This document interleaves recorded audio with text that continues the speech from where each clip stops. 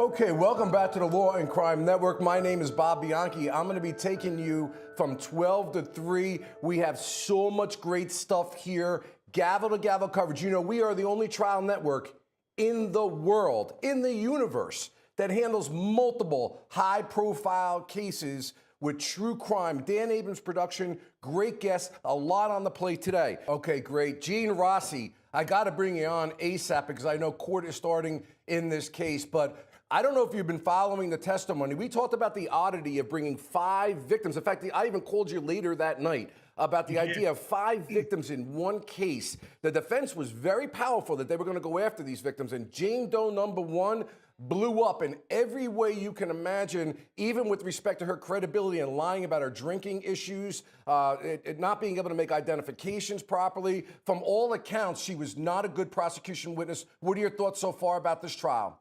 Well, I remember our conversation very well. I think it was Monday night. And I got to tell you, Bob, during our conversation, you and I, we had some concerns about Jane Doe's 4 and 5. And now I have some severe concerns, if you don't also, about Jane Doe 1. Yesterday, I was on with the great Linda Kenny Bodden, and I praised you. But I got to tell you, Jane Doe 1 yesterday did not seem very strong during the cross-examination.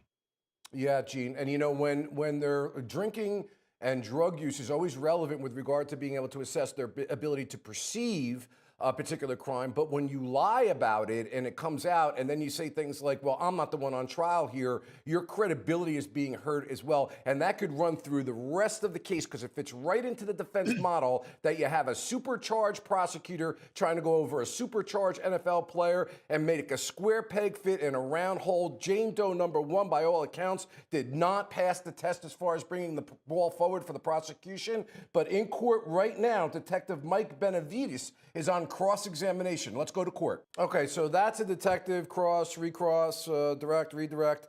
Gene Rossi, I mean, this is really unbelievable. This 54-year-old woman who testified in a preliminary hearing, one, we find out she wasn't able to identify the defendant in a lineup.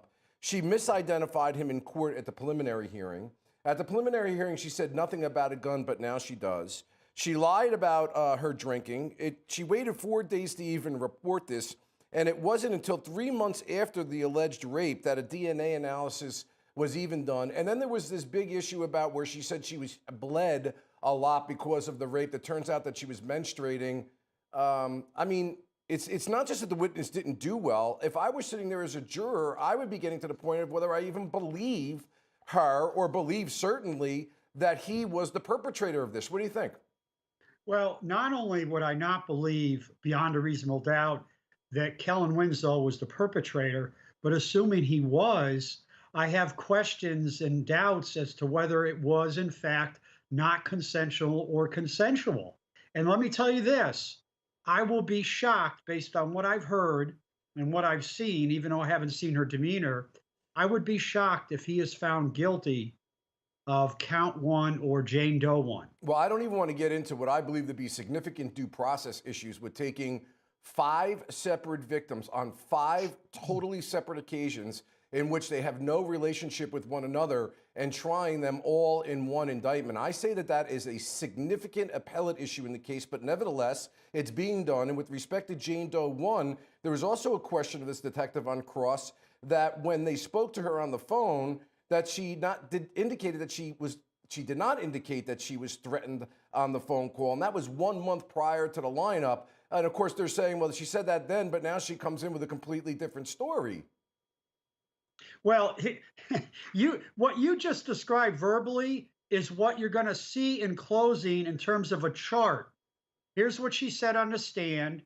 And then the second column would be the reality. And if you get down to like 7 or 8 items where you have A versus B or yes versus no, a jury's just going to shake their head and they're going to say that that was overcharging. And it gets to what we talked about Monday night, Bob, is that if you have 5 strong counts, you can understand putting them all together and putting them in one indictment. But now it sounds like they have 3 Jane Does that appear to be somewhat wobbly.